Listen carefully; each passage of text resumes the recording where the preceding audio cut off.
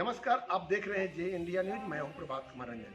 आज हम चकमारा पंचायत के एक गांव में पहुंचे हैं जहां पर एक समाज सेवी यहाँ पर सुरेंद्र यादव जी हैं। और आज इसलिए पहुंचे हैं कि अभी वर्तमान में पिपरा विधानसभा की जगह है और यहाँ पर वर्तमान में अभी विधानसभा का चुनाव होने वाला है, जिसको लेकर काफ़ी सरगर्मी तेज हो चुकी है। और आम जनता के बीच में हमेशा चर्चा चल रही है कि अब सरकार कैसे बनेगी, किस तरह का बनेगी, और वर्तमान सरकार से आने वाले समय में जो सरकार होगी उसके ऊपर क्या आकांक्षाएं हैं, उसको मैं अभी यहाँ के समाज सेवी हैं उनसे मैं बात करूँगा और वे बताएंगे कैसे क्या सरकार बनेगी, कैसा आशाएं हैं जनता की, कैसे पूरा होगा सपना।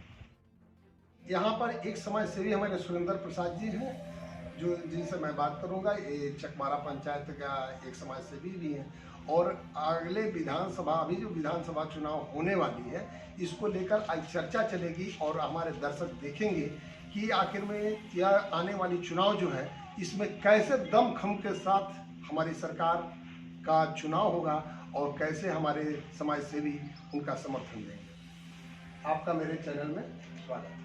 बहुत बहुत धन्यवाद। आप मेरे बड़े भाई हैं और हम लोगों की आवाज़ को समाज के सामने लाने का काम करते हैं, इसके लिए आपका बहुत बहुत धन्यवाद।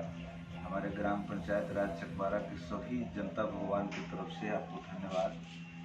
आप कम से कम इस लायक तो समझते हैं कि हमारी आवाज़ आगे तक जाए। अभी तो वर्तमान में विधानसभा चुनाव आने वाली है और चुनाव होने वाला है, और इस चुनाव में आप हमारे इस पंचायत के एक हृदय के बहुत ही अच्छे माने जाते हैं कि हमारे जिगर हैं, तो आम जनता कहती है। तो इसमें अभी विधानसभा की चुनाव है, इसमें आप क्या कहना चाहेंगे, कैसे सरकार को चुनना चाह रहे हैं? हम तो इस सब विषय पर यही कहना चाहेंगे, जब चुनाव आता है मरवारी लोग कपड़ा बेचते बेचते थक जाता है, तादाद नहीं रहता है जो कितना नेता भगवान लोग आ जाते हैं वोट मांगने, लेकिन जब गरीब का काम पड़ता है तो वही नेता भाई लोग कहाँ गायब हो जाते हैं। ये इस बात का मुझे काफ़ी दुख रहता है और हमेशा दुख रहता है।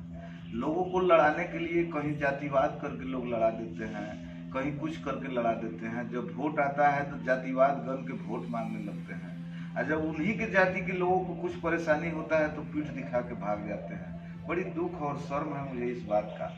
अब संजोग है जो इस बार हमारे समाज के लोग हम पर भरोसा करके हमको सेवा करने का मौका दिए हैं, तो मैं अपनी ही बात बताना चाहूँगा आपको। जो सेवा मैं दे रहा हूँ लोगों का, जो सेवा मैं कर रहा हूँ, इस पर नज़र रखते हुए आगे का चर्चा विधानसभा का आपने पूछा हमसे, तो हमारे बड़े भाई माननीय श्री संबाबू प्रसाद यादव जी हैं। यहाँ 2 बार उनको जनता देखने का काम किया, तो कहीं पार्टी के नाम पर, कहीं जाति के नाम पर, कहीं किसी के नाम पर किसी को छलने वाले लोगों का पर्दाफाश जो समाज में हो ही जाता है, वो तो छुपने का चीज़ है नहीं। जो संबाबू भाई किए होंगे उनको मिलेगा, अगर अच्छा किए होंगे तो समाज के लोग उनको अच्छा देंगे रिटर्न, नहीं अच्छा किए होंगे तो बदलाव होगा। लेकिन जहाँ तक हम देख रहे हैं, जो हमको दिखाई दे रहा है, हमारे माननीय विधायक आदरणीय बड़े भाई श्री संबाबू यादव जी पिपरा विधानसभा के लिए कुछ अच्छा नहीं दिखा पाए, इसका हमें दुख है। और हम निवेदन करना चाहेंगे संबाबू भाई जी से, ये कम से कम माफ़ी भी तो जनता भगवान से मांगने का काम करें जो किए हैं। हम मंच पर अगर बाँह पुजवा ले, कहावत कहा गया है जो मूस मुआ के बाँह पुजवा लेंगे, अब बाघ मुआ के हम घर में नुका गए। जब बाघ मुआ के आए रहे वो घर में नुका गए, कहलन कि न केहू से कहिए कि हम बाघ मुआ के अली, आ मूस मुआ के जौन आए रहे ओकरा दिया लोग कहलन कि जल्दी कह जे हम बाँह पूजा जाओ। ठीक वही कहानी है। तो काम करने वाले अपने आप पर भरोसा रखते हैं और जनता समाज का सेवा करते हैं। हमारे पंचायत का कुछ विशेष समस्या है और ऐसा ही समस्या हम समझते हैं जो पूरे विधानसभा में।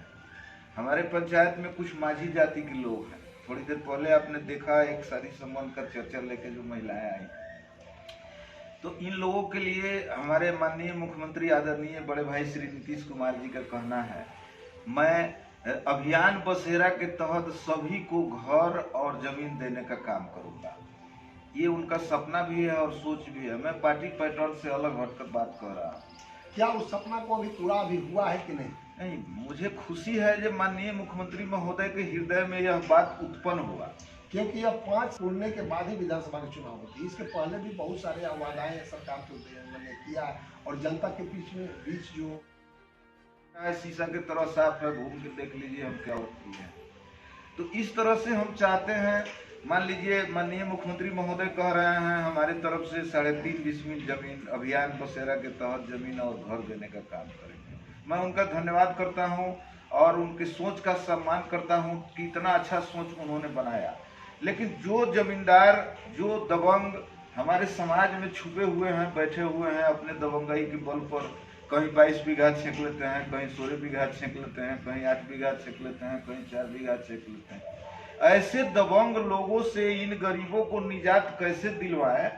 हम एक बार बोलने भी गए थे, एक शमशान का मामला आया था। तो अभी जो बसेरा की बात कर रहे हैं, बसेरा ये तो 5 साल पहले का भी योजना है जी। और तत्काल में अभी बसेरा का क्या स्थिति है, बसेरा बना या नहीं? बसेरा बनाने के लिए जब हमारे यहाँ हमारे श्रीमान प्रखंड विकास पदाधिकारी महोदय का आदेश आया, मुखिया जी अभियान बसेरा में जमीन चयन करके दीजिए। जब हम जमीन खोजने चले तो देख रहे हैं वहाँ दबंगों का कब्जा है और नाजायज तरीके से लोग जमीन दखल कब्जा करके रखे हुए। तो अभी तो वर्तमान में सरकार क्या ही पूरे अंग है, सीओ साहब है, वीडियो साहब है, तो ये आप खोज कर चिन्हित करके बताएंगे। वो तो चिन्हित सीओ साहब को खुद कर लेना है कि जगह कहाँ पर है। क्या सीओ साहब ने क्या आप लोगों को मदद की? जी, आपका बहुत बढ़िया सवाल है। हम इस बात का लिखित सूचना श्रीमान अंचल अधिकारी महोदय को देने का काम किए, श्रीमान अनुमंडल पदाधिकारी महोदया को देने का काम किए, लेकिन आपके पास यही देख रहे हैं ढाक के 3 पात। हम गए आवेदन देने और हम पर हो गया FIR। कहा गया है जो जिसकी लाठी उसकी भैंस। देहाती कहावत में बाजे बोरियार बड़ी तो सब बा, कमजोर बड़ी तो कुछ नहीं है।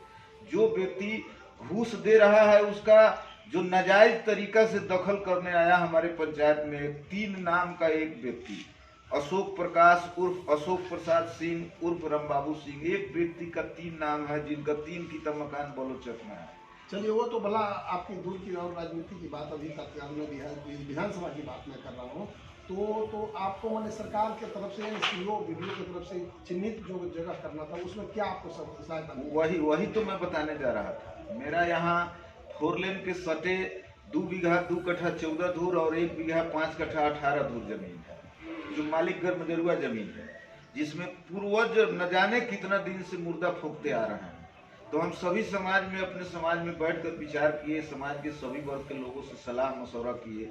सभी लोग एक स्वर में बोले कि एक तरफ शमशान घाट बना दिया जाए और एक तरफ फायर ब्रिगेड स्टेशन बना दिया जाए, एक तरफ पंचायत सरकार भवन बना दिया जाए। अब तब तक हम उसमें देख रहे हैं जो नाजायज तरीका से लोग कब्जा किए हुए हैं। कब्जाधारी को जब हम रोकने गए जो भाई आप लोग इस तरह मत कीजिए, इसमें सामूहिक काम किया जाए जिससे सबको लाभ मिलेगा, तो वो लोग उल्टा हमको पिटवो किया, हम पर केसो कर दिया।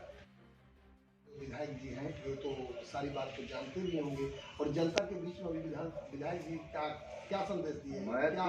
मैं तो हमारे भाई हैं, संबाबू भाई, मैं उनका काफी सम्मान करता हूँ, आदर भी करता हूँ। हमारे माननीय विधायक हैं, मैं दिल से सम्मान उनका करता हूँ।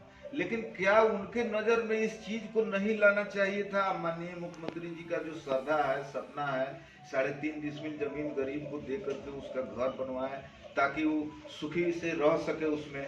अभी जैसे आवास योजना दिया जा रहा है माननीय प्रधानमंत्री महोदय के द्वारा, तो हम लोग उसमें लगे हुए हैं जो भाई हम 40,000 रुपये तुमको दिए तो तुम घर बनाओ, जल्दी ईंटा गिराओ, फर्स्ट दिन तक ले जाओ तो हम दूसरा किस्ती तुमको देंगे। तो इस तरह का कार्य हम लोग कर रहे हैं।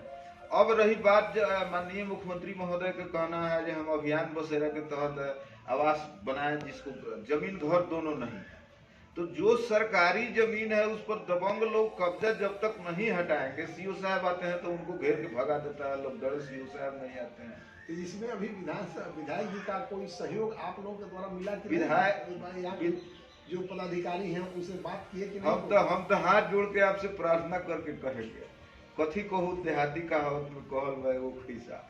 विधायक जी अगर चहले रहते जो माननीय मुख्यमंत्री जी के सपना पूरा हो जाए तो कई काम न हो, चल के देखल जाओ हमारे गांव में एकदम मुसहर लोग बा कम से कम 200-300, कुछ राम लोग बा, पासवान लोग बा, माझी लोग बा, अन्य जात में भी गरीब लोग बा। हमर मनसा बा जितना जात में गरीब लोग बा सबका माननीय मुख्यमंत्री के दिल वाला जो आवास योजना बा अभियान बसेरा वाला, तो उनकर कहना बा हम 3.5 डिसमिल जमीन दी या घर दी। तो जो भूमिहीन बा जो लाचार बा, अभी एक माझी का महिला आई थी, उसका घर में उधिया गया है और उसको बहुत पहले घर मिला हुआ है, बहुत पहले एक जमाना में। आज जब वहाँ हम भेजे सहायक के बोलता है एक विकास मित्र, उसको भेजे तो वो कह रहा है जी इसको मिला है नहीं देंगे। तो इसका मतलब जो अभी वर्तमान सरकार में विधायक जी जो सरकार विधानसभा में तो यहाँ की जनता कैसे मदद करेगी? ना विधायक जी के लिए तो हम बहुत कुछ नहीं कहेंगे, कहे कि वो हमारे बड़े भाई हैं और भाई हैं, खास भाई हैं संबाबू जी, मैं उनका सम्मान करता हूँ।